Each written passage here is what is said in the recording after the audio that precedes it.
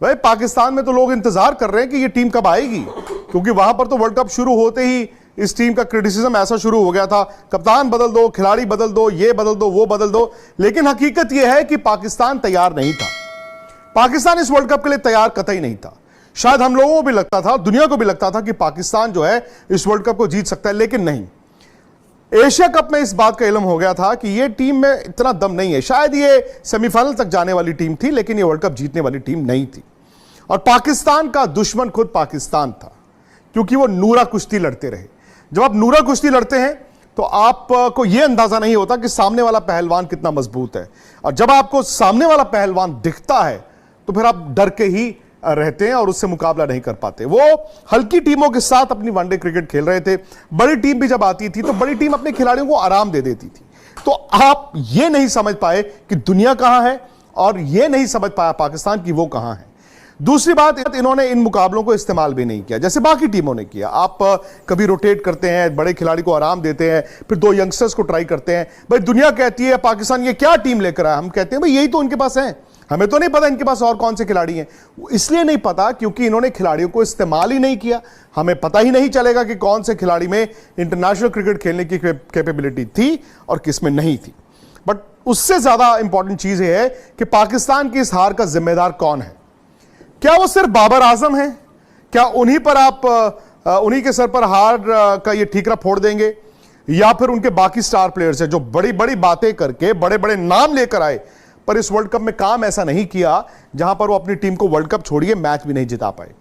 पाकिस्तान कुल मिला के 4 मैच जीता है। एक मैच उन्होंने श्रीलंका को हराया जहां पर उन्होंने 350 चेज किए।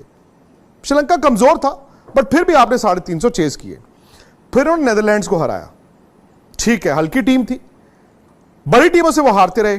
फिर उनके हाथ बांग्लादेश लगा।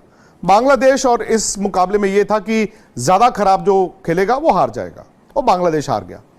फिर वो न्यूजीलैंड का एक मैच अच्छा जीते जहां पर वो 400 खाने के बाद उन्होंने छोटे मैच में डकवर्थ लुइस में जाके वो मैच जीत लिया। कोई फखर जमान, इवन बाबर आजम। अब सवाल यह है कि वो इंग्लैंड के मैच में आए थे कि 287 रनों के मार्जिन से जीतना है। तब मोमेंट इंग्लैंड ने टॉस जीता, कहा जी हम पहले बैटिंग कर रहे हैं, पाकिस्तान वहां पर खत्म हो चुका था। मैं पहले भी कहता था कि 287 रन छोड़िए, पाकिस्तान जीत तो ले, क्योंकि यह साफ था कि जब आपका कैंपेन इस तरह का चल रहा होता है तो आप बस दिन गिनते हैं कि चलो यार बस। और उनकी टीम बिखरी हुई थी।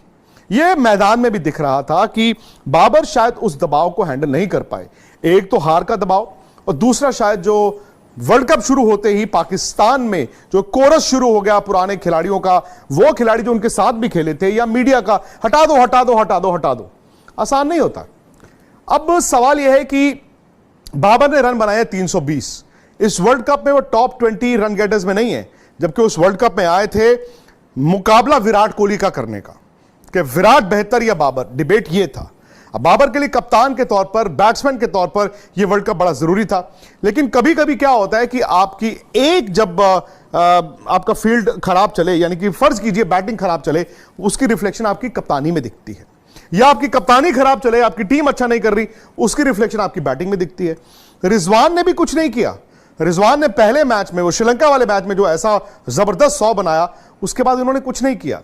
ये तो फखर जमान ने वो जो 2 पारी खेल दी, उनकी टीम यहां तक आ गई, नहीं तो यह भी दिक्कत थी। अब फिर उन्होंने शफलिंग बहुत की, इनके पास स्पिनर्स नहीं थे। 2020 में तो चल जाता है, आपके पास अच्छे फास्ट बॉलर हैं, स्पिनर बीच में आके 8 ओवर डाल देते हैं। और ये चूंकि ज्यादातर खिलाड़ी दुनिया भर की लीग्स 2020 की खेलते हैं, ये 50 ओवर के लिए तैयार नहीं थे। अब सवाल है शाहीन अफरीदी और हारिस रऊफ का। नसीम शाह जब बाहर हुए तो भाई ये कहा गया कि क्या होगा, ये तिकड़ी आई थी।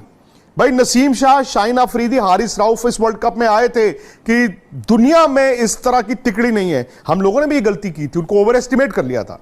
अब देखिए ना, बुमराह, सिराज और शमी जिस तरह से गेंद डाल रहे हैं, क्या मुकाबला भी है।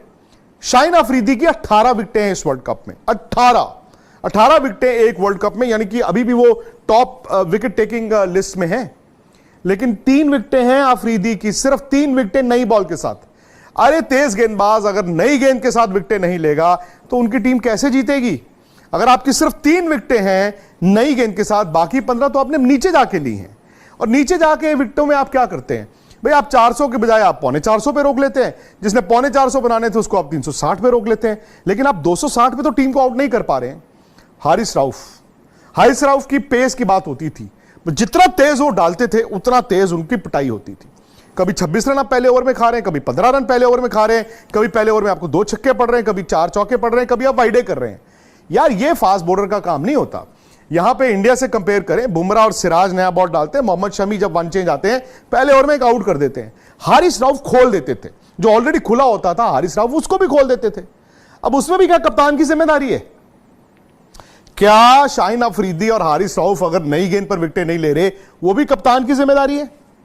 Mohammad Wasim junior by default उनको खेलने को मिला, क्योंकि हसन अली को कभी खिलाते थे। मोहम्मद वसीम जूनियर ने आके एक इंपैक्ट बनाया है। इसका मतलब है पाकिस्तान के पास नीचे अच्छे फास्ट बॉलर्स होंगे, लेकिन क्या उनको तैयार किया जा रहा है?